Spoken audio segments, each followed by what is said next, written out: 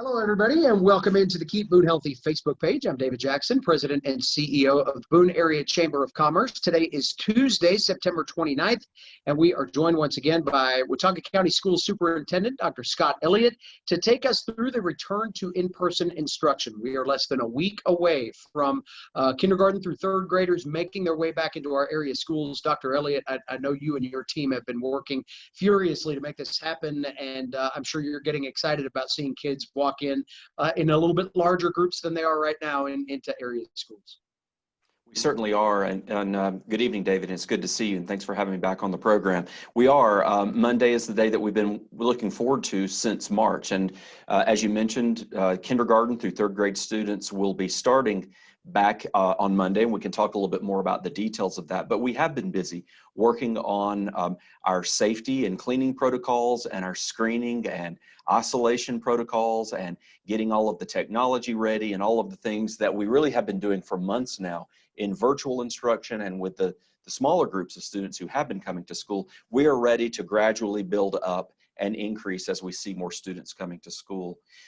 You said seeing a few more students come, so it is worth a reminder that we've had almost 1,000 students regularly coming to school over the last few weeks, from our pre-K students to our students in our self-contained programs to the athletes who are coming multiple times a week. We just started with our career and technical education students in programs like cosmetology and automotive, welding and construction, coming from their hands-on labs. And we feel like it's safe now to begin to bring more students back into school.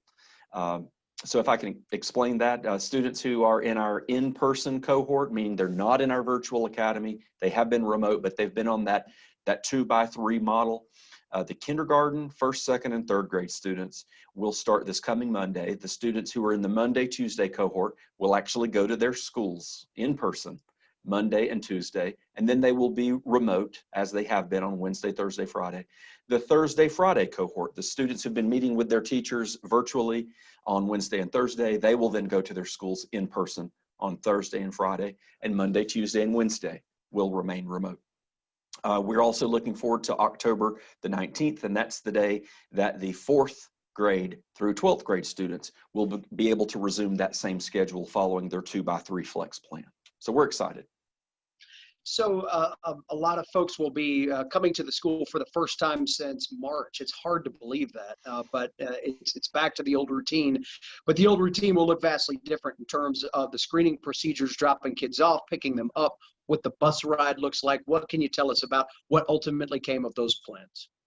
Yeah, a lot of work has been done to implement plans for how students come to school and how students enter the building and the screening protocols in order to keep our schools safe. I sometimes say it's as simple as we can keep COVID from spreading in our schools if COVID never comes in the front door in the first place. And we're going to try everything we possibly can to ensure that, though we know that's, it could happen, it may happen, it likely will happen, but the screening protocols are put in place to try to minimize it. So first of all, the bus riders, we are working on those lists of our bus routes. Bus capacity will be reduced significantly to allow just one student per seat, except for those who are in families. Those bus routes will be communicated to those families later this week, hopefully with some good estimates of the times of day that the students will be getting on the bus. We are only delivering students to and from their homes right now. We're not able to provide bus transportation to and from other locations, and we are not allowing guest riders, meaning students who might go home with another student or be going to another event or something like that. We're not doing in order to be able to maintain that reduced capacity. All parents are being asked to fill out what's called an attestation form, which basically is the parent attesting or acknowledging that they're not going to send their child to school or put them on the bus if they cannot pass the screening protocol. And we'll talk about that protocol in just a minute. Likewise, the car riders, the students who come in the car rider line will come with their parents before they get out of the cars. The principal or a teacher, someone in the car rider line will come up to the car and will ask the parent 3 questions. the screening procedures for each of the children in the car. If they pass the screening procedure, the staff member will take each child's temperature, and if that temperature is below 100.4 degrees and they pass the screening protocol, they will be allowed into the building. That's the same procedure that we will follow for all of our staff members every day when they come to work, all of our parents if they need to come into the building for any reason, and all of our visitors will all follow the same screening protocol. I would assume too that parents need to maybe plan for a little bit more time on the front end and on the pickup side for that kind of activity at the school too, correct? Yes, that's right.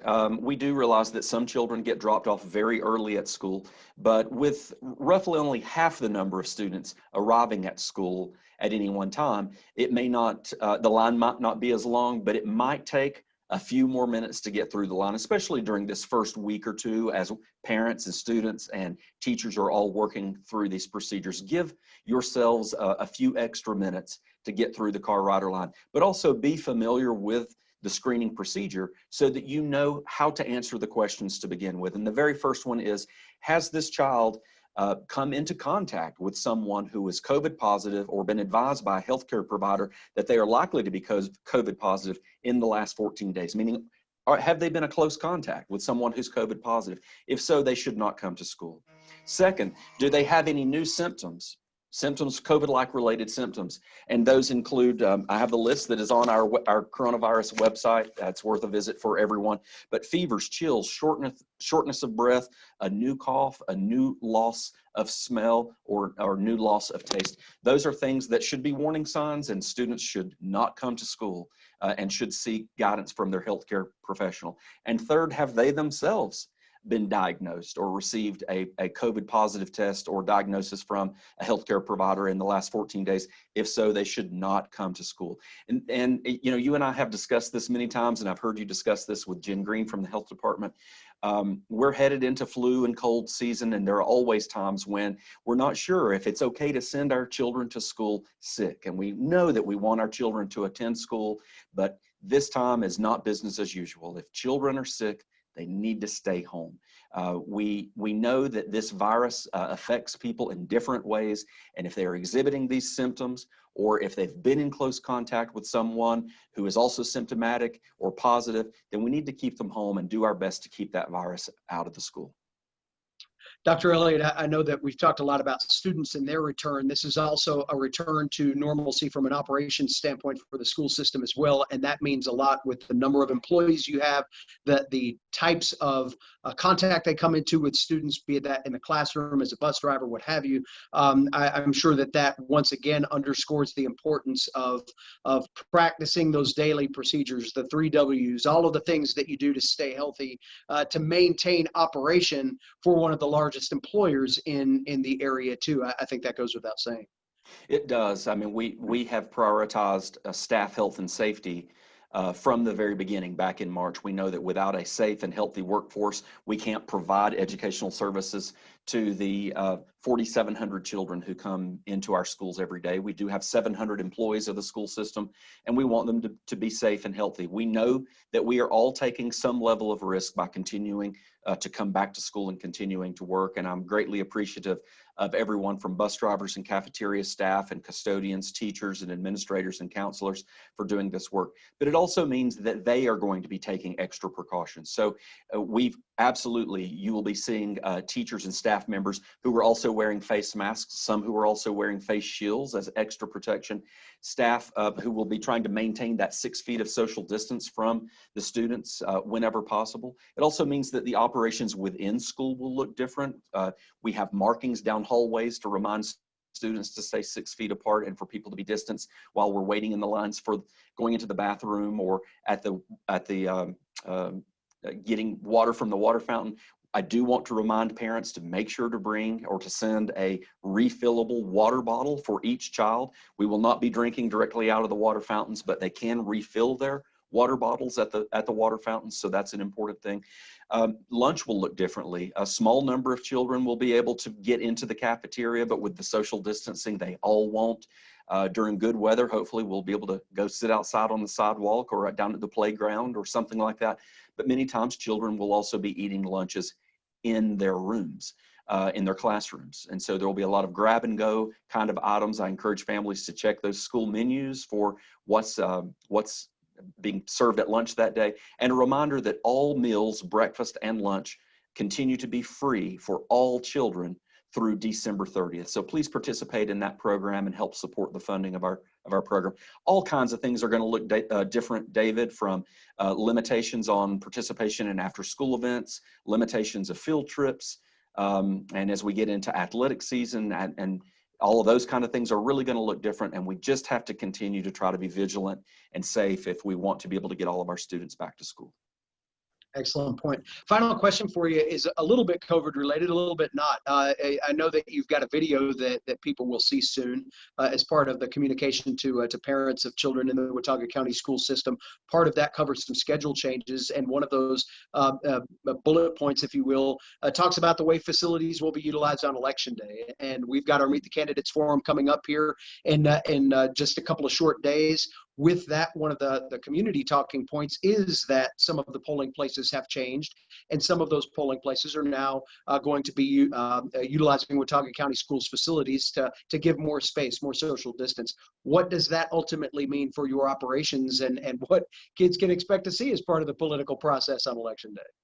Yeah, thank you for asking. And first of all, we do want to encourage everyone to get out and vote on Tuesday, November the 3rd, if not before that, during early voting. We're fortunate that in Watauga County, there are so many places around the community where polling can occur that usually our school facilities are not used as school polling locations, and we're able to maintain school on those days. But because of COVID and their need to find larger facilities for social distancing and healthy, safe polling locations, most of our schools will be used as voting and polling locations on Tuesday, November the 3rd.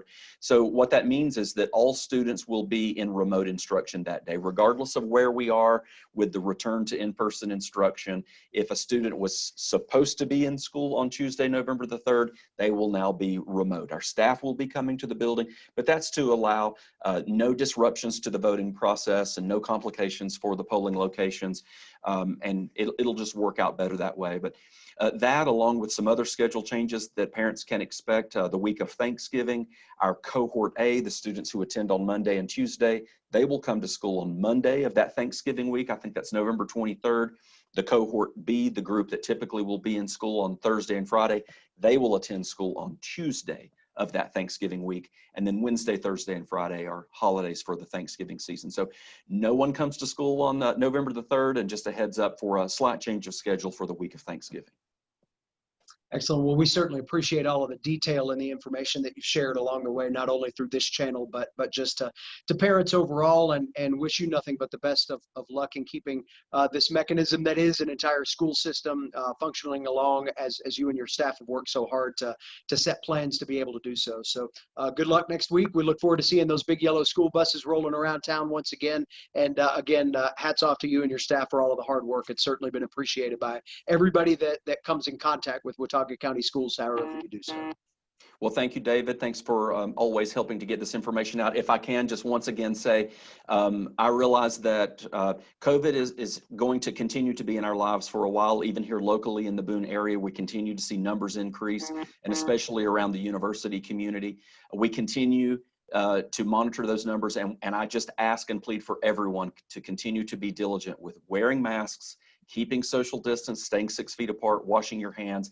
We have to remain healthy as a community in order to get our students back into school. We look forward to seeing everyone back in school soon. So thank you. Thank you.